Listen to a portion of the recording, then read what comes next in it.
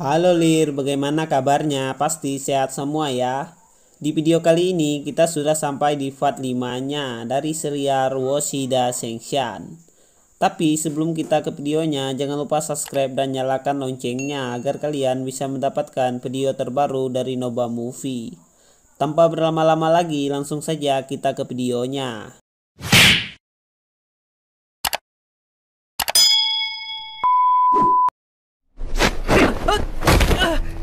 你干什么？ Terlihat ketua sekte Xuan Hui yang membawa si Jiang di atas pilar. Dia pun menawarkan si Jiang masuk di sekte Xuan Hui. Tapi si Jiang pun berpikir walaupun sekte Xuan Hui mempunyai masa depan yang baik, dia tidak ingin mengingkari janjinya dengan Xu Er. Tiba-tiba ketua sekte Xuan Hui mengancam si Jiang. Kalau dia menolaknya, ketua sekte Xuan Hui akan melenyapkan saudaranya. Scene pun memperlihatkan Xu Er yang marah mendengar orang-orang yang mengatakan bahwa si Jiang diundang khusus masuk di sekte Xuan Hui. Lalu ada peserta yang mengatakan bahwa si Jiang setuju masuk di sekte Xuan Hui. Yang membuat Tiden berkata apakah ketua sekte Xuan Hui bisa menyingkirkan awan dan kabut di desa Paiying. Gocang pun menjawab, jangankan awan dan kabut, bahkan dia bisa membuat desamu seperti musim semi sepanjang tahun. Xu Er yang marah pun menyerang Gocang. Lalu gurunya pun berkata, jangan menakuti mereka, nanti tidak mau masuk di sekte Taiyu. Tiden pun berkata, kalau sekte Xuan Hui kaya, si Jiang akan membayar hutangnya.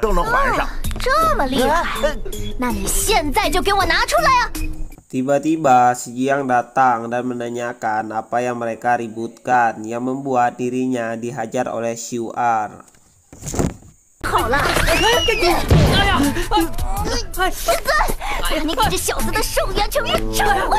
Sementara ketua sekte Xuan Hui mengumumkan bahwa yang mendapatkan posisi teratas ujian peri adalah si Jiang dari sekte Taiyu, yang membuat Xu Er sangat kaget. Gurunya pun memerintahkan Xu Er turun karena yang dia duduki adalah orang yang mendapatkan posisi teratas.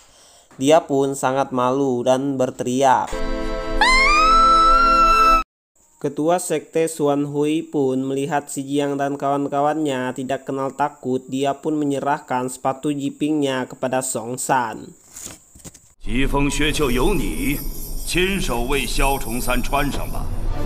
Kemudian si Jiang pun mengangkat tangan Song San yang membuat semua orang bersorak dan menyebut nama si Jiang. Ketua sekte Xuan Hui pun bersumpah dia tidak akan menilai latar belakang seseorang dan akan memperlakukan semua orang dengan setara, yang membuat semua orang pun sangat senang. Si Jiang pun mengucapkan selamat kepada ketua sekte Xuan Hui. Lalu kita dibawa pada saat ketua sekte Xuan Hui membawa si Jiang di atas pilar. Si Jiang menolak masuk di sekte Xuan Hui. Dia bilang dia hanya ingin bertemu Gonsomu karena dia temannya. Ketua sekte Xuan Hui pun tidak percaya. Lalu si Jiang pun meyakinkan ketua sekte Xuan Hui. Dia juga berkata dia akan memuji ketua sekte Xuan Hui di depan Gonsomu. Dia pun menerima kerjasama dengan si Jiang. Si Jiang pun bertanya kepada ketua sekte Xuan Hui bagaimana cara untuk melepaskan sepatu jipingnya. Ketua sekte Xuan Hui pun bilang hancurkan saja mutiaranya. Si Jiang pun berusaha menghancurkan mutiaranya.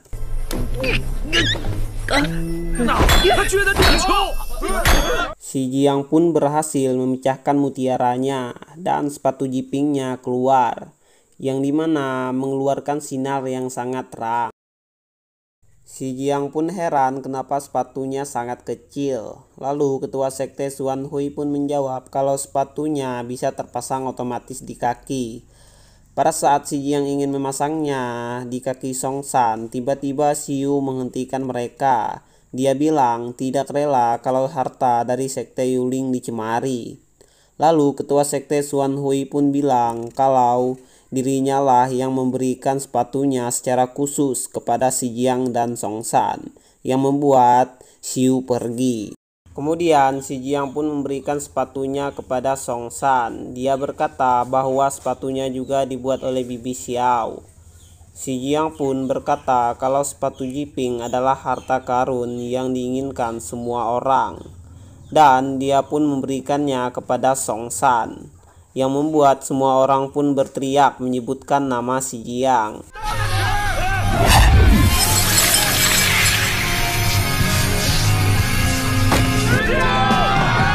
Setelah itu, tiba-tiba ada sinar dan suara yang keluar dari langit. Si Jiang pun penasaran, lalu dia menanyakan apa yang terjadi kepada ketua sekte Xuan Hui. Dia pun bilang bahwa ada binatang kristal dari kota utama yang terbangun karena ada sesuatu yang akan Tuan Gonsomu katakan, yang membuat semua orang berlutut kepada Tuan Gonsomu.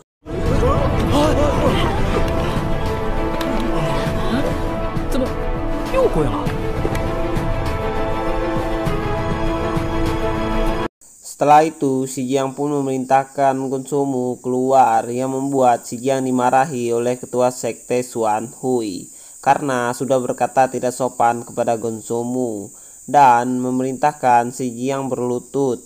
Lalu ada seorang yang memberikan mutiara jiwa kehidupan kepada Gonsomu karena Gonsomu sudah kelihatan tua setelah jiwa kehidupannya diberikan kepada Si Jiang kemarin. Gonsomu pun kembali menjadi muda lagi setelah menambahkan jiwa kehidupannya. Si Jiang pun heran melihatnya menjadi anak kecil lagi. Gonsomu pun mengatakan kalau dirinya sudah pergi ke dunia manusia mencari kultivator pedang terkuat di dunia peri, yaitu Tuan Guangling. Dia pun sudah menemukannya, tapi mereka dikejar oleh iblis yang membuat Tuan Guangling jatuh di tempat yang tidak diketahui. Dan Tuan Guangling kemungkinan sudah mati. Si Jiang pun sangat bingung melihat orang yang kelihatan sedih. Dia berpikir kalau Tuan Guangling cukup populer. Namun tiba-tiba semuanya berteriak senang dan berkata kalau Tuan Guangling pantas menerimanya. Lalu ada para wanita yang menangis, yang dimana mereka adalah istri Tuan Guangling yang sedang mengandung dan mempunyai anak. 光临，我等你一世。可惜，斯人已逝。 Kemudian Gonsomu pun melukiskan penampilan Tuan Guangling. Dia berharap semuanya bisa melihat dan menyimpan kesedihannya. Namun semua orang malah melemparnya dengan buah-buahan. Gonsomu pun melarang mereka menggunakan kekerasan, tapi masih saja mereka melempar lukisannya.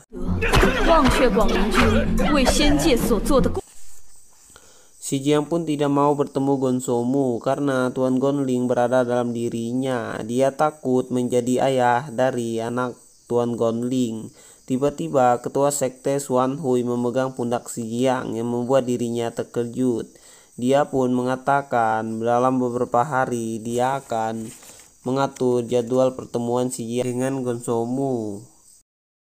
Lalu Xin pun menceritakan Guangling yang mempunyai seni bela diri yang tinggi. Tapi dia sangat serakah untuk meningkatkan ranahnya sendiri. Dia pun mengumpulkan jiwa orang lain. Setelah itu ada seorang yang membuat saus acar kaki Guangling. Lalu ada juga yang membuat hidangan kematian anak cucu keluarga Guangling.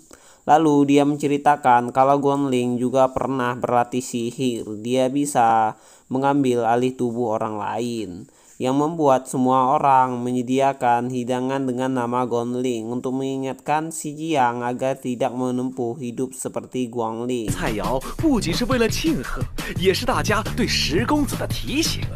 望十公子引以为戒，切莫与那广陵走上同一条歧路啊！ Setelah itu, Si Jiang memikirkan bahwa 100% Tuan Guangling berada dalam tubuhnya, yang membuatnya tidak bisa kembali ke dunia manusia karena dia tidak ingin bertemu dengan Gonsomu, agar semua orang tidak tahu bahwa dalam tubuhnya terdapat Tuan Guangling. Dia pun ingin menggunakan jiwa kehidupan agar tubuhnya kembali ke usia 7 tahun lagi.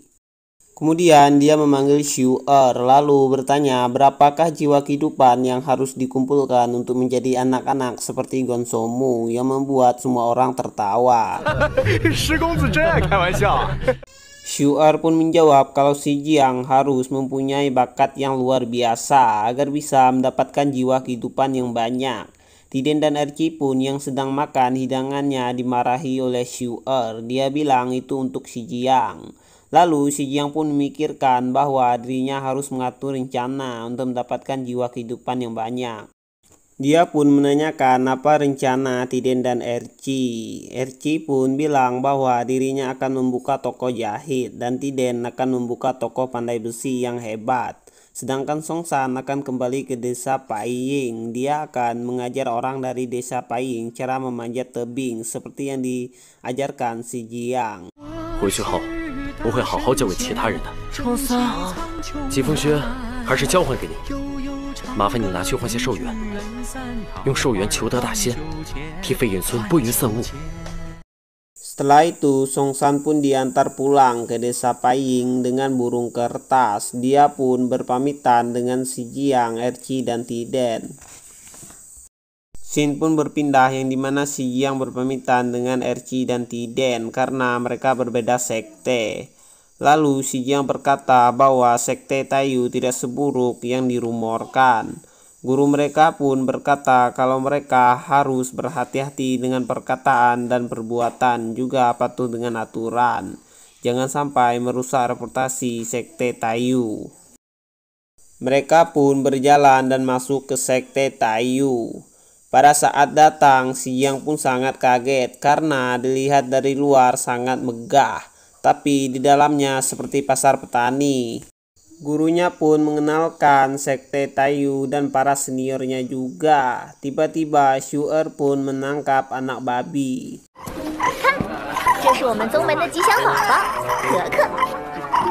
一个修仙门派的吉祥物不应该是神兽吗？ Setelahnya, para guru sekte Taiyu pun membacakan aturan yang sangat panjang, yang membuat si Jiang tidak peduli. Lalu gurunya pun menyuruh si Jiang harus serius. Lalu si Jiang mengatakan kenapa di situ sangat banyak ayam. Yang membuat ada guru yang mengatakan kalau si Jiang belum daftar sudah melanggar aturan. Mereka pun tidak mau menjadikan si Jiang muridnya. Karena tidak ada yang mau, ketua sekte Taiyu pun menjadikan si Jiang murid tertutupnya. Scene pun berpindah yang dimana si Jiang sedang menyapu lantai dan menanyakan kenapa dia harus menyapu lantai. Gurunya pun bilang itu untuk merenggangkan tubuhnya. Si Jiang pun menanyakan bahwa dikatakan sekte Taiyu memberikan jiwa kehidupan setiap tahun. Gurunya pun mengatakan kalau itu hanya 7-8 saja per bulan. Si Jiang bilang itu sangat sedikit. 太原门也太穷了吧！寿元这么少，怎么进行得了啊？ Tiba-tiba Shu'er datang menggunakan burung kertas yang hampir menabrak si Jiang. Shu'er pun berkata mereka akan menghasilkan banyak jiwa kehidupan agar setelahnya berjaya. Namun para senior mengejeknya. Mereka bilang memperbaiki sekte tidak mudah. Si Jiang pun berkata, apakah kalian para pria sudah memperbaiki sekte, yang membuat mereka pergi. Shu'er pun memandang wajah si Jiang, yang dimana dia bilang kenapa si Jiang sudah tumbuh jenggot. Si Jiang pun bertanya kepada gurunya apakah jiwa kehidupannya hilang lagi, lalu meminta jiwa kehidupan yang hilang kepada gurunya. Karena sudah mengeluarkan jiwa kehidupan yang banyak, kemarin dia pun tidak ada jiwa kehidupan lagi. Gurunya pun melihat apa yang terjadi dengan tubuh si Jiang. Setelahnya dia mengatakan kalau di tubuh si Jiang ada sesuatu yang menyerap jiwa kehidupannya. Jika si Jiang tidak menambahkan jiwa kehidupan yang banyak, dia akan mati. Scene pun memperlihatkan Shu'er yang memberi ayam makan. Dia menceritakan cara mendapatkan jiwa kehidupan, yang dimana mereka bisa bertani dan bercocok tanam, kalau tidak menjual ayam. Shu'er pun berkata satu ayam bisa ditukar dengan 100 bunga jiwa kehidupan. Kalau 1 jam setara dengan 2400 jiwa kehidupan. Jika setahun sama dengan 365 hari jiwa kehidupan. Si Jiang pun menghitungnya. Setelahnya dia bilang jiwa kehidupannya sangat mahal. 105120只鸡，太夸张了吧喂！ Shu'er pun mengajak si Jiang membunuh monster aja agar lebih cepat mendapatkan jiwa kehidupan yang banyak. Si Jiang pun menolaknya karena itu tidak cocok dengannya, karena dia selalu mengandalkan kecerdasannya. Si Jiang pun menceritakan game online yang dia mainkan. Dia bilang ada harta karun yang terkubur di gunung. Lalu semua orang setelah mengetahuinya, banyak orang pergi menggalinya karena mereka akan mendapatkan koin emas yang banyak, yang bisa membuat mereka kaya dalam sekejap.